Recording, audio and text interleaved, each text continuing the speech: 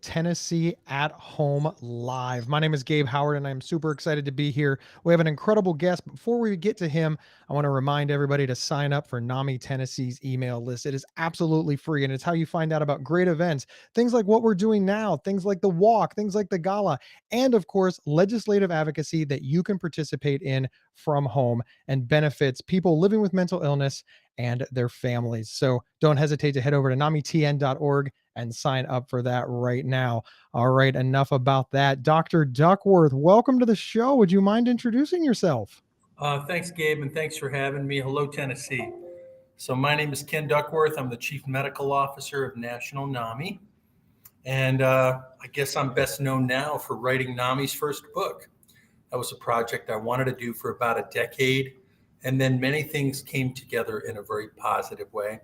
NAMI has the copyright. All the royalties go to NAMI. Today's the 6-month anniversary since it's been out. We've sold 32,000 copies. So, we're moving forward. That is incredible. I I have many questions, but I want to start off with kind of just a little one. You said you had the idea for a decade and it just finally got off the ground. Just out of curiosity, what took it the 10 years? Because I've been around NAMI, oh geez, going on 20 years now, and the need for a book has definitely been there. What finally pushed it over the edge? What got it published? I got a couple of breaks. The COVID pandemic made mental health a we thing, not a you thing. And I recognized that this idea of real people using their voice, sharing their story, that lived experiences, expertise, that our society was more ready. That is to say, there was a publisher who might be interested in that.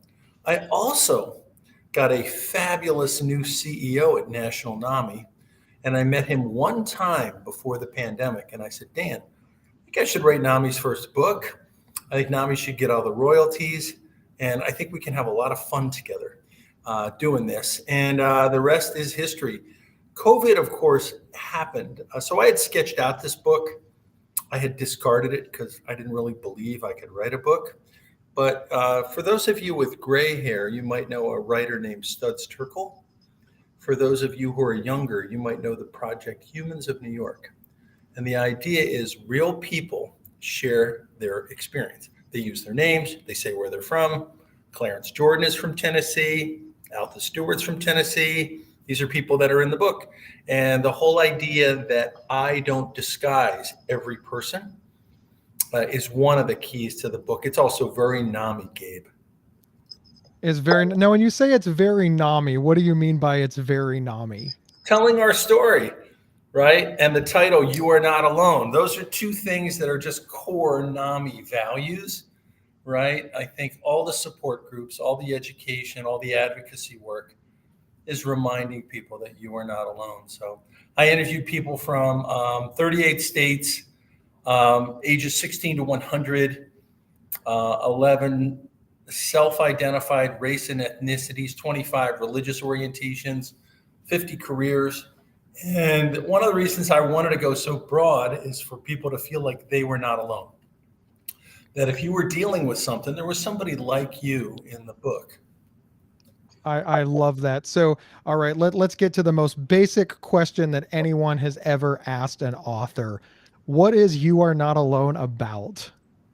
You Are Not Alone is NAMI's first book, and it's the, I would say, celebration that if you've lived with a mental health condition or an addiction condition, or you've loved somebody with such a condition in your family, you have actually learned something. So this is the celebration of lived experience as expertise.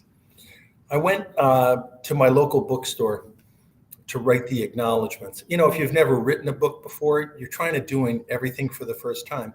And every single book written by a doctor is the same. My patients are my greatest teacher, but there are no real people in this book. I've disguised everyone's identity. They're all composite fake people. And I got progressively more anxious because I wanted to use my platform as NAMI's doctor to let people speak for themselves. Like that was the secret sauce of the book.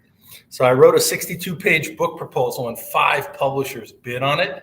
So, I got really lucky, but I think the moment had come where people were like, hey, we can learn from each other now. How has the book been received? Because, like you said, other doctors are writing books and they use composites and sketches, and they just there's FMLA concerns, and those are often books about physical health issues. Mental health has this whole taboo around it. You have to be quiet, you can't disclose, and of course, we talk about and we talk about HIPAA, not FMLA, and we talk about HIPAA a lot at NAMI. And how did you get people to? There's a question in here, I promise, Dr. Duckworth. How did you get people to so openly share their stories without making publishers nervous, without making lawyers nervous? Because it's all right there. Oh, lawyers got nervous, and there was a publisher who said you can't get real people to use their names, and I said, well, you haven't hung around NAMI the way I have. So basically, Gabe, I'd give a talk at NAMI, Wisconsin, NAMI, Connecticut, NAMI, Georgia. And at the end of the talk, I'd say, I'm writing NAMI's first book. If you want to be in the book, send me an email. You have to use your name, and I'll let you read your quotes. So I'm not going to do any surprise quotes from you. Like, I want you to approve every word that is attributed to you. And then I let people contact me. A lot of people contacted me. And I ran out of time at 130 people. But, I could have kept going. And as I've done the book tour nationally, people have said, hey, I want to be in the next book. And, there is another book, but it's a different book. It's a book for parents. We can talk about that book too. I want to stay on that for just actually, let's talk about the next book. That's actually really interesting. It's the first time hearing of it. Same publisher, Zando, Molly Stern, who edited Michelle Obama's Becoming. She kind of runs a cool publishing operation in Soho, New York. She bid on the book. She got our book. So she's our publisher, and you'll notice there's no typos. If any of you buy the book, there are no typos. Nobody's name is spelled wrong. Like, we really, I really felt this tremendous opportunity to do this right, but also this tremendous obligation. That's incredible. Dr. Duckworth, we have our first, I'm sorry, I cut you off there and I realized you didn't tell us about the book. I love this question. It's a great question. Do you want to read the question or want me to read the question? I can read the question right here. Dr. Duckworth, does your book include stories of loved ones' side of the experience? Yes. So I interviewed 130 people. About 70 of them said, I am a family member. And about 80 of them said, I have a first-person experience. Now, why does the number add up to more than 150? Well, some people said, I have my own lived experience. And I, happen to love somebody who also has one. So there's 5 chapters devoted to the family experience. One chapter is on family communication. I interviewed married couples, both of whom have mental health conditions, fathers and sons, mothers and daughters. I also interview people for how they navigated the complexity of the legal system. I talked to people about how they became an advocate, what they do to pursue, justice. Gabe, this is, it's not an all positive, happy book. It's a true book. And I interviewed 8 people who lost family members who died by suicide. I asked them how they made meaning of their lives. And, these were conversations that were real and profound. And so the answer is there's 5 chapters, I'm going to say out of 400 pages, probably 100 pages devoted to the family experience. I think one of the interesting parts about interviewing both family and the peer side of things is that we do have different viewpoints, right? Because we're all looking at the same statue, but standing in different places. When you were writing the book, did you learn anything about that? Notice anything about that? Do you have any wisdom to impart about this difference in viewpoint? I think I was right that you could have a book with both. Someone advised me to write 2 different books. And I'm like, no, I think actually you can learn from each other. That is to say, I can learn from somebody with lived experience. I happen to be a family member. My dad had very bad bipolar disorder and was a very loving person. So that represents one group of people. But I actually feel like it's really helpful to talk to people who've lived with, in this case, bipolar disorder. What did they do? How did they manage it? How did they come to terms with it? How did they deal with it in their church? That whole thing. So I went for an integration book, both and. In addition to first-person stories, I also asked America's best research experts the most common questions that I get, right? As a, how do I get my family member to seek help? What is cognitive behavior therapy? What if I can't find a therapist? What if my therapist doesn't look like me, doesn't understand my culture? And I went to the person who's done the most research on that question in America. I have bipolar disorder. Do I really have to take these meds forever? So to me, I wanted a really practical, loving book that had a lot of first person and family experience, but in the both and spirits, both first person and family and traditional experts that you can learn from a lot of different places. The novel thing is, if you've lived with schizophrenia or love someone with schizophrenia, you have learned something. That's what's novel. So of course I have the most famous schizophrenia researchers in the country in the book too. But the idea is we're all kind of on a level playing field because lived experience is expertise.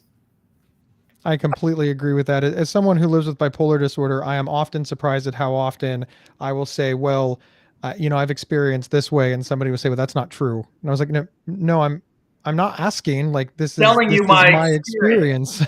Right. And people's experience is different, and there are lessons, about bipolar disorder. And Gabe, if you would have volunteered, I would have happily interviewed you. It's just a kind of randomness of finding 130 people. So I met a man named Josh Santana, and his dog is the biggest single reason he feels that his bipolar episodes have been less intense. And I said, tell me about it. Well, his name's Coda. Coda is, of course, the end of a musical sequence. It's the thing that completes it. When Coda goes to bed, I go to bed. When Coda works out, I work out. When Coda eats, I eat. That is to say, Coda structures my regulation of my schedule. Of course, he uses other tools, but that was just a great example. In all my years of psychiatric training, no one had ever said to me, nobody ever said to me, really, you should think about getting your patients a dog, right? This is just what people have learned. Different people learn different things. Not everybody should have a dog, right? But some people, like Josh Santana, love that guy. He's like, Ken, meds are fine, therapy's fine. The dog is really the driver. The dog, of course, is jumping all over in the interview. It was a very charming moment. I see another question, Gabe. Yeah, actually I've got it in the wrong order here. The first question that came up was from Donald Lee Smith. Is the second book a follow-up to the first? Kind of. It's the same publisher, and I'm not writing it. So this is a book, a parent guide for kids. And so the publisher came to me and said, would you like to write a second book? And I wanted to travel America and connect with NAMI. And I also, I have gray hair, as you can see. I also wanted to support the development of our associate medical director. Her name is Christine Crawford. So I called Christine and I said, how would you like to write NAMI's second book? And so she's interviewing parents, she's interviewing kids, she's interviewing developmental specialists, all the kind of questions that come up. So it's a different book, and it doesn't have a title yet, but it's going to come out in a year. So in the spring of 2024, same publisher, and it's a very exciting prospect. Again, it's very safe to say that NAMI's books are a success. Well, it's happening. Gabe, I have a little shack on Cape Cod. I live in Boston. And I went to my local library just to see if You Are Not Alone was in the library. And 3 people had signed up to read it before me. So I was the fourth guy to sign up for the book in this dinky little town in Cape Cod. And I thought, this is what I wanted. I wanted people to get this book and to know about NAMI. So many people have said to me, if I only knew about NAMI sooner, it would have saved my marriage, improved my relationship with my son, whatever it is. And if you look at the Amazon comments, there's 243 of them now. It has good ratings, and the comments are pretty loving. One person said, if only I had this book 10 years ago, would have done so much for me. That's why I wrote it. People need to know about NAMI. Like the second book, like the first book, the copyright belongs to NAMI. all the royalties go to NAMI. So like me, Christine will get paid to write the book, but NAMI will then benefit. And the more we sell, the more people know about it. Target is carrying You Are Not Alone in every Target store across America for mental Wow. health. Yeah. So it's pretty cool. So if you wanted to get NAMI into the mainstream, which was my meta goal, you can't do much better than Target. Yeah, you really, really can't. I've often said that NAMI cannot remain America's best kept secret. When I was Exactly. diagnosed with when I was diagnosed with bipolar disorder, my family had to stumble upon it. And even all these years, volunteering for, working for, and being associated with NAMI, when I ask people how they found NAMI, it's always serendipitous, which on one hand are these beautiful stories of luck, but on the other hand, what about all the people that didn't get lucky, that didn't have that friend who recommended it, or that person who knew about it or found the brochure at the right time? Right. So I love that. I love the book, but I also just love this as, like you said, an advertising tool that gets people talking, That's and it right. lets people know. That's right. Plus, it's super easy to read from home, right? And it's better than the internet. Just trust me, it's way better than the internet. The question from earlier that we didn't have a chance to pop up, thank you so much for answering it. It's a little outside of our scope, but if you want to tackle it, Dr. Duckworth, what is the best job for bipolar 2 people? Up, down is very, very bad experience. Any Yeah, thoughts or comments? of course. So I don't have the answer for the best job, but I interviewed a woman named Tara Carter from Atlanta, Georgia. And she was in the entertainment industry, music production, late nights. She didn't say this, but it's implied. A few people have had drinks in the entertainment industry. She developed bipolar disorder, and her psychiatrist said, "You actually can't be in the entertainment industry working nights." So the first principle I would say is things that are going to disrupt your circadian rhythm, night work, shift work. These would be things that I think are contraindicated. Those are bad ideas, right? Now, with that, what are your skills? What are your interests? What are your passions? Can you, maximize the treatments and supports, love and connections that you have to reduce the number of episodes? So my dad was a Chef Boyardee salesman. He had bipolar disorder. He became psychotic. He was very ill. He was loving, generous, and fun. My cousins used to always say, "How did you get the nice one?" But, he lost his job in Philadelphia, and then he was transferred to Michigan. But back then, I think companies were more loyal to people. So he worked with, one company, even though His he got, whole life, yeah. and That's that's so old school, right? It's You not know, it's not so true anymore. My grandfather and father worked for one company right. their majority of their career. I'm on like company 35. No, that's right. Like most people, most of us. So the answer is, I'm not sure there is one best job. An excellent question. I think the question is, I interviewed a woman named Wendy Esconjuca from Ann Arbor, Michigan. She had a manic episode at a nonprofit, and they said, "We can't handle this. We don't want you." And then she moved back to her family in Ann Arbor, Michigan. And the chairman of her department where she was working said, "Hey, Wendy, we love you. We just want you well.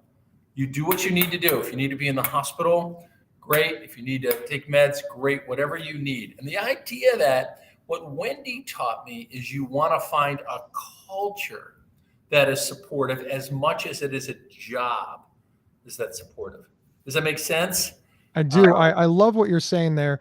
Supports around jobs are important, period. We don't talk about this enough. When we talk about mental health, not mental illness, mental health, we talk about things like work-life balance, having a supportive culture, making sure that you get your needs met at home, and as well as at work. And that's just all good advice, like hard stop. When you add on mental illness, it becomes even that much more important, I think. But exactly. it also becomes quickly lost. We Yeah. start talking about it in terms of, well, jobs are hard and perhaps that's why you can't do it, or this is problematic. And I think it scares people away because work is work. It is difficult. I don't think anybody's going to, that should not be a controversial statement, but There's a reason they call it work. It's different than Saturday off. right.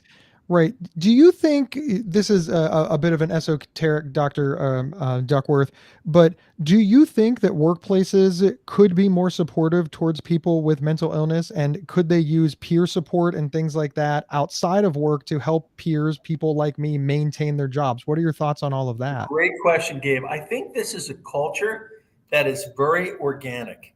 And one of the things that you have to do, including figuring out what is a job that you could do or a career path that doesn't involve sleep deprivation, right?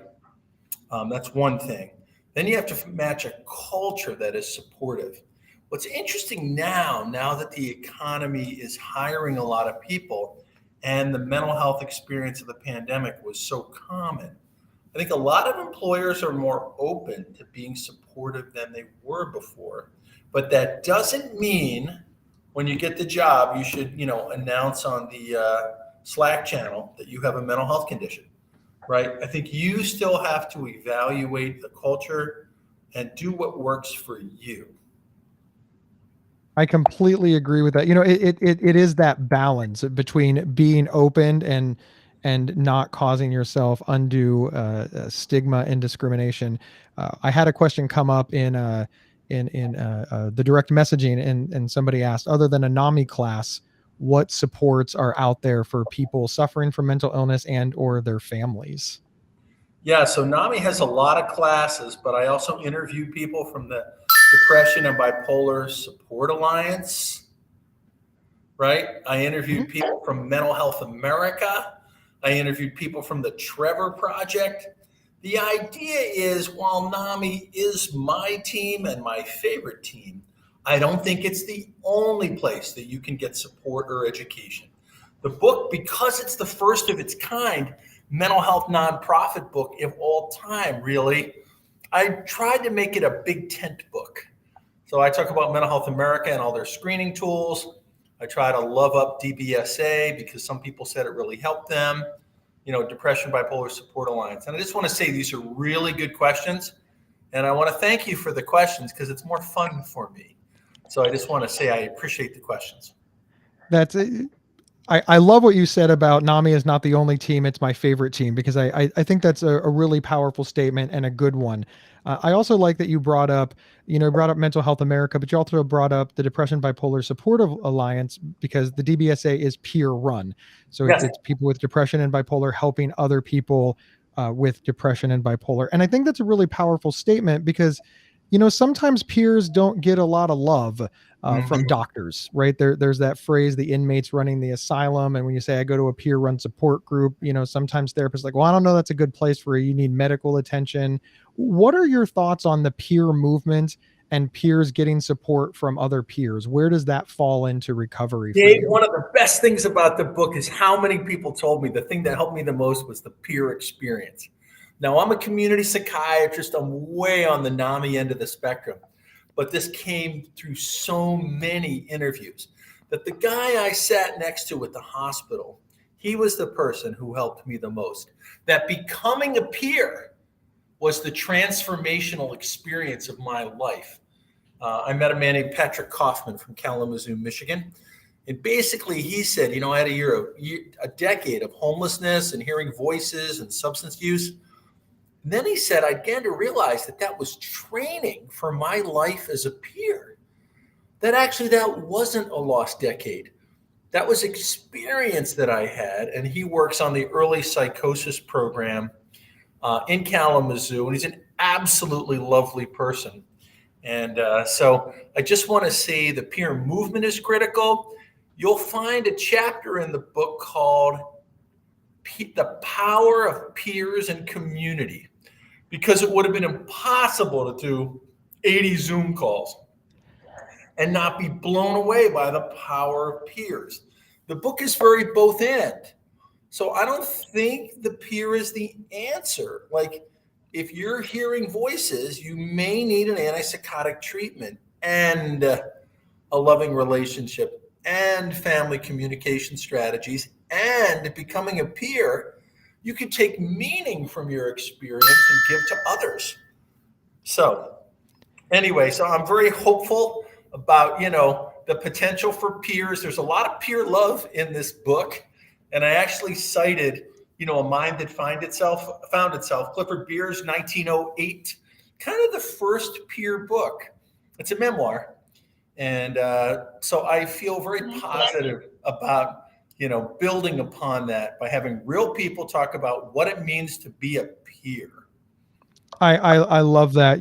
I could not agree more that you need many things. Could you imagine if we were sitting around discussing what the most important utility in a house was? Is it electric? Is it gas? Is it water? Is it the roof? And any reasonable person would be like, look, if you don't have all of them, you're not going to be happy with your house. Dude, indoor plumbing is critical. Yeah, indoor plumbing is very critical. So you got to have heat in the winter. I mean, it's both and.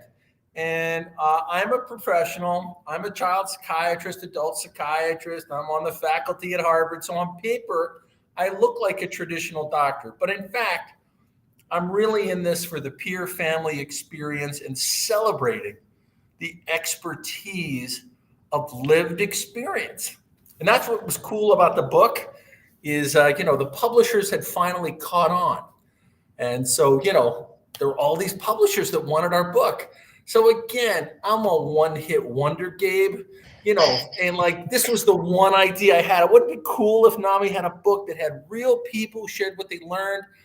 And then in the fourth part, I just answer, I get the most famous researchers in America to ask all the common questions. So answer all the common questions in 700 words or less. Answer all the common questions in 700 words or less. What's the most common question? And in 100 words or less, what's the answer? Well, one of the common questions is, how do I get my family member to seek help? They don't seem to want to get help. So I reached out to William Miller, who invented motivational interviewing. And motivational interviewing is not saying, hey, Ken, you're depressed, get help. Because what Bill Miller figured out is that most people would say, no, I'm not. And no, I don't want your help.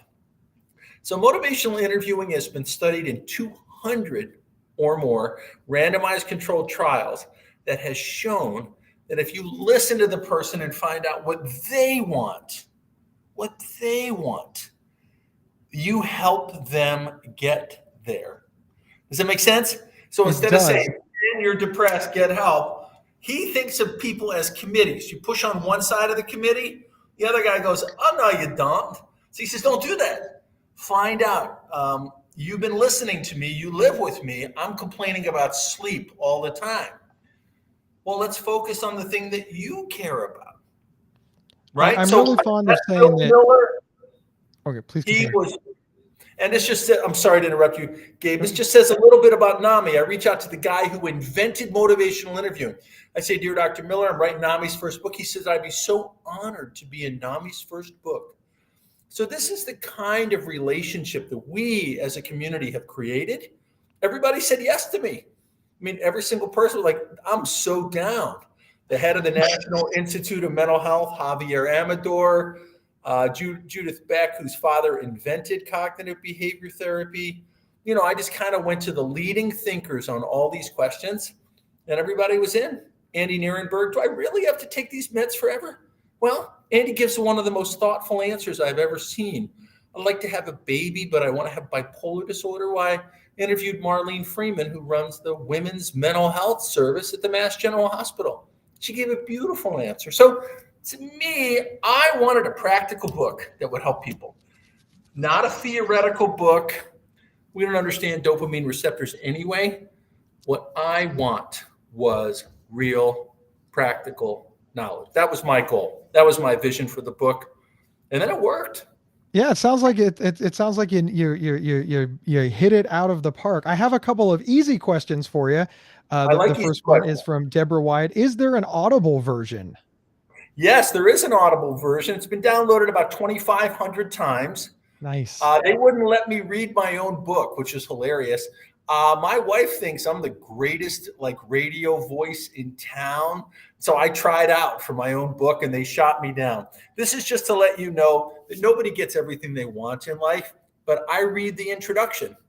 And they said, oh, Ken, we want a professional to read the book. You can read the introduction, because the introduction lays out, why am I writing this book? Why is NAMI important? How do we solve this problem of, lived experiences, expertise? So if you download the Audible book, you'll be about number 2,600. The introduction is me, and then a guy that my wife says doesn't have that good of a voice. Don't quote me on that. I think it's fine. I think he's absolutely fine. But again, I was only going to write one book, and I was like, dude, can I read my own book? And they're like, nope, we want a real professional. So, the book's been being translated into Mandarin Chinese. It has not been resold in Spanish. It has been resold in the United Kingdom. And I had proposed the title for that, You Are Not Alone with Scones, but they rejected it. It's called You Are Not Alone.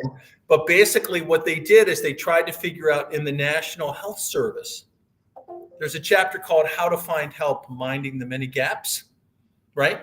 Yep. And I think the key is the NHS is completely different than our chaotic, fragmented system, where you might have primary care, you might have good health insurance, you might have a positive Medicaid experience, right? You might not have Medicaid expansion. Like, America's just more complicated. So they took the book and translated it for the UK audience. It was also sold in Mandarin. I don't have the copy of that, but I do have the UK version. They're trying to sell it to a Spanish publisher. They're working on that. It sounds like it's selling. We had a question from Donald, I believe. Yep, Donald Lee Smith. How is the book You Are Not Alone doing in sales? It sounds like, it's in Target. It sounds like it's doing extraordinarily well. So mental health books don't do that well in general. In fact, I was at a bookstore in Philadelphia on the book tour, and the guy said, what's going on with your book? And I said, what do you mean, what's going on with my book? He says, mental health books here come to die. This was at Head House Books in Philadelphia. And he said, and we sold 3 of your books yesterday. So we've sold 32,000 books in 6 months. The publisher is extremely happy with this. I want to emphasize, what do I know? Like, I never wrote a book before. So, but they said, oh, Ken, this is fantastic.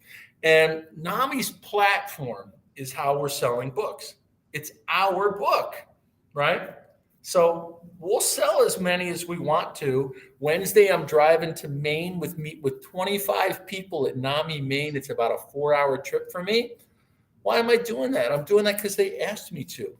I consider this like this precious little thing. And I got the privilege of writing our first book. I interviewed the last woman alive at the first NAMI convention, Eleanor Owen. She was 100 years old. She has since passed away.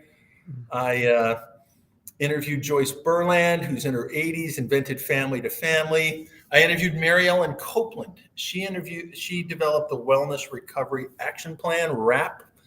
I wanted her voice in the book. She's also in her 80s. Now, these people might live another 30 years, but they might not. And I wanted to make sure that I had an opportunity to gather what they learned. And so it was a real privilege for me to do this. Dr. Duckworth, we have a question from Eric Russell. Could you see yourself researching and writing a book on the various treatments in psychiatry's arsenal? I'm personally interested in electroconvulsive therapy as a patient undergoing it. Well, it's kind of in the book. So if you look at the book, I try to attend to that. So I had the woman who runs the electroconvulsive therapy program at NIMH discuss what is, neurostimulation capable of. I also interviewed a person that ECT harmed, but she made the best of it. And I also interviewed somebody that ECT saved their lives. So all I did was listen to people.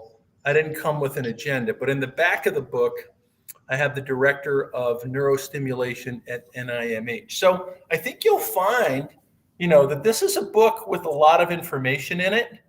And so if you pick one up, it's $18 on Amazon. See what you do, see what you think. I really tried to do my best. Is clozapine the drug of last resort? Like, I really tried to go through some of the really common medical science questions. That's in part 4, right? Those are researchers. But then throughout the book, I have people who said clozapine stopped my voices. Clozapine, I got too late to get to clozapine, but now I have a job and a life. So to me, this is the joy of the project. It's both end, experience and science. I love that. Thank you so much, Dr. Duckworth. We have a question from Leslie Carpenter. It's a longer one, so I will read it. Well, it fell off the screen. I'll read the first part. Dr. Duckworth, many times the medical concerns and or physical complaints of people with serious mental illness are ignored and not investigated by those in the medical professions. What do you think is a way we can work to improve upon this problem that we all know is happening? And then she concludes that we all know happens all too often. Yes, this is a big dilemma that people face. So if you reveal that you have a mental health condition, people may assume that that's the reason that you have belly pain or a headache. And we have to get to a place in our lives where, medical problems can happen to anyone. There's a program called NAMI Provider. I went to Des Moines University in Iowa. Every medical student there takes NAMI Provider, where people with lived experience and family members come and talk to the medical students. And they talk about this issue, among other things. Like, don't dismiss us. If we come into your office and say we're taking meds, but if I have a whopping headache, I want you to treat me like a person who has a medical problem. So I absolutely agree. I think our book is going to help people. A lot of mental health types have picked it up. NAMI Provider is a great program. We have to figure out to get it into more places. So we need the National Association of Social Workers, the American Psychiatric, like we just got to keep going. So I see somebody's teaching NAMI Provider at DMU. Well, I want you to know they love you. They love your work. And this is, again, our toehold into medical education. It's the only medical school that does it. Every student, they're all getting a free copy of the book.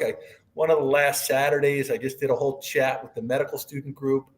But I went to the mental health interest group when I was at Des Moines University, and 90 people showed up. 90 people. Now, they did give them a free lunch. So, you got to factor that in. And I said, how many people have no interest in mental health? And one guy raised his hand. His name was Bob. I'll say, Bob, I got you. I'm watching you, Bob, because this talk is really for you in a way, because you're going to go on to become a surgeon with no interest in mental health. You just came for the free lunch, but I want you to know people will show up with mental health conditions and medical problems. And Bob, I want you to not dismiss people just because they're taking Prozac or clozapine or lithium, or they've recently had ACT. I love that. I am often surprised, and I don't mean to fall down a rabbit hole here, but I'm often surprised at how many people think that mental health is not part of their everyday lives, whether it's other providers, other doctors, law enforcement, just the people who are most likely to run into people who may be in a mental health crisis or suffering from mental illness are in many ways the least likely to receive training on it. And I'm just shocked at this. I know that's a big question and a big statement. It's a big weakness we have. This probably goes back to Descartes and the idea of the mind-body dualism. But come on, what happens below the neck impacts what happens above the neck, and what happens above the neck impacts what happens below the neck. We're all one big system, and it just seems absolutely ridiculous to me that medical providers don't consider these things. I will say, in defense of people in emergency rooms, I have worked in emergency rooms. There's a lot of volume, and you're trying to triage things. All right, child comes in, fell out of a tree, probably a broken arm. Okay, next one, this. Next, so they're trying to get to the most efficient way. But I think it's really important to say, all right, I know I'm taking Prozac and Effexor, but I'm here to tell you I have a splitting headache, and it's brand new. And this doesn't have anything to do with my depression. I've had depression for 3 years, and I'm well treated for it. The splitting headache is, to me, a completely different thing.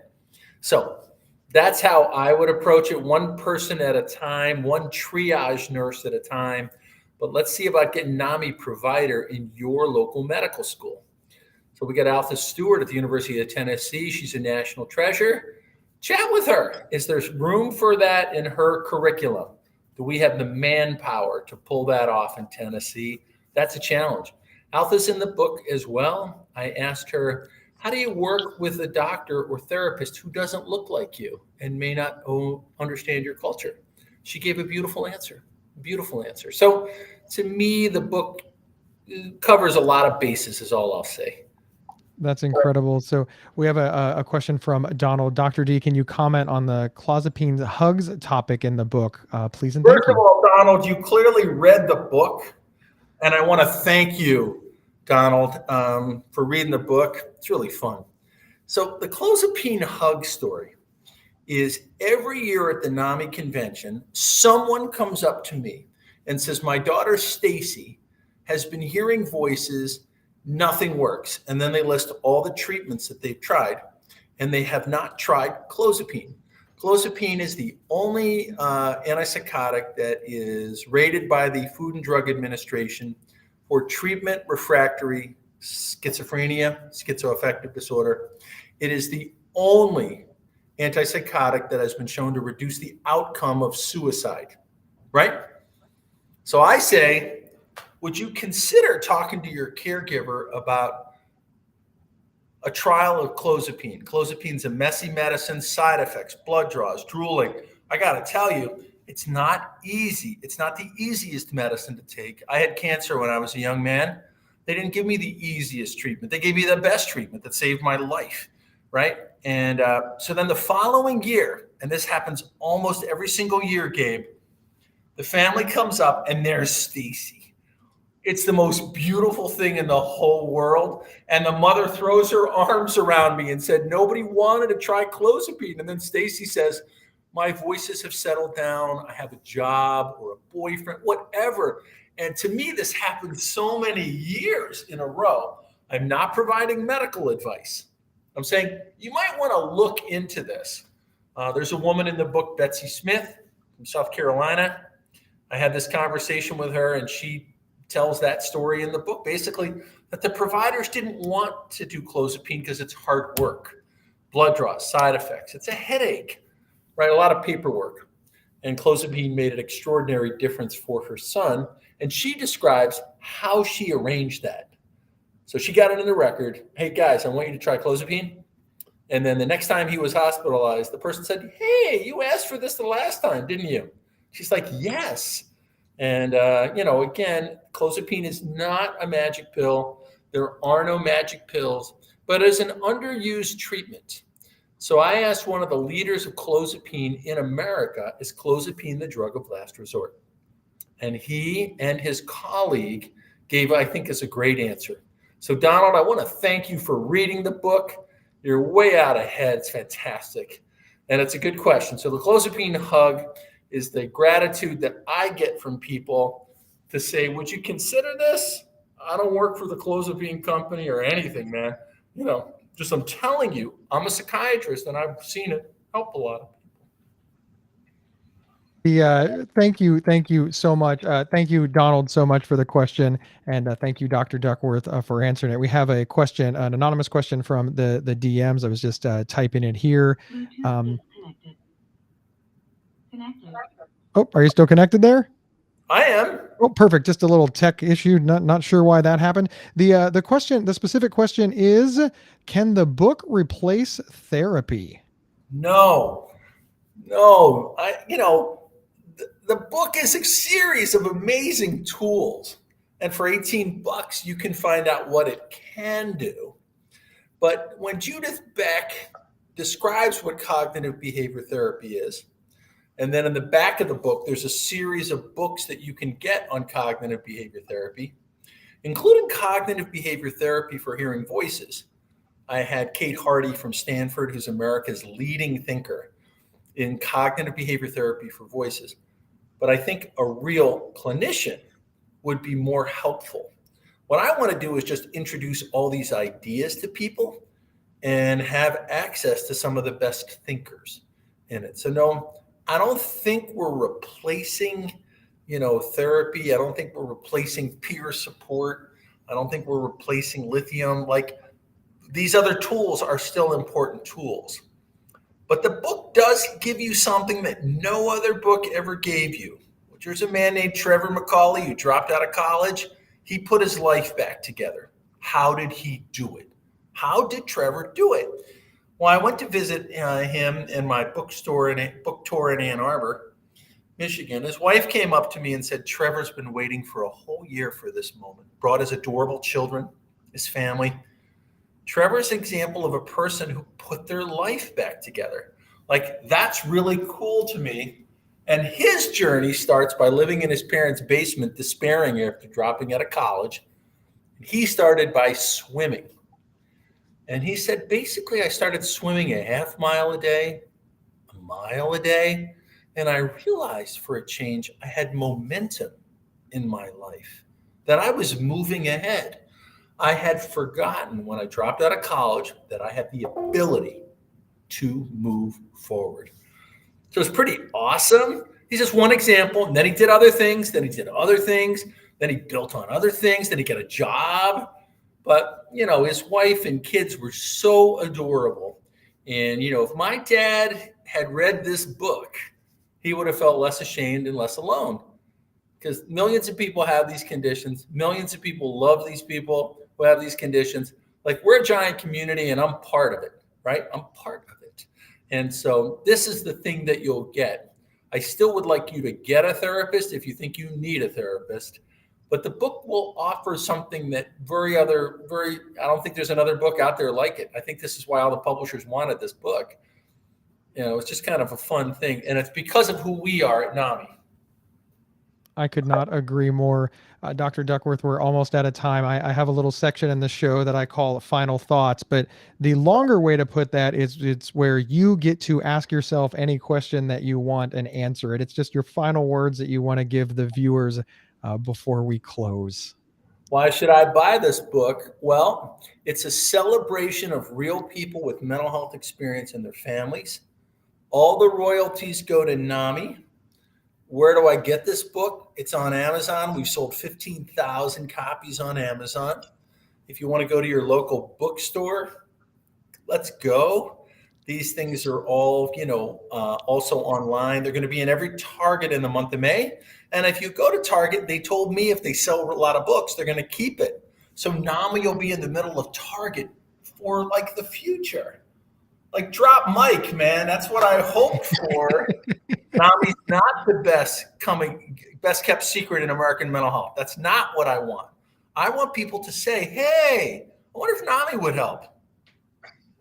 Gabe, you ask a lot of good questions. This was a great audience as well. Such good questions. We covered a lot of territory in our conversation. So, Dr. Duckworth, sincerely, thank you so much for being here. Thank you for the book. Thank you for answering everyone's questions.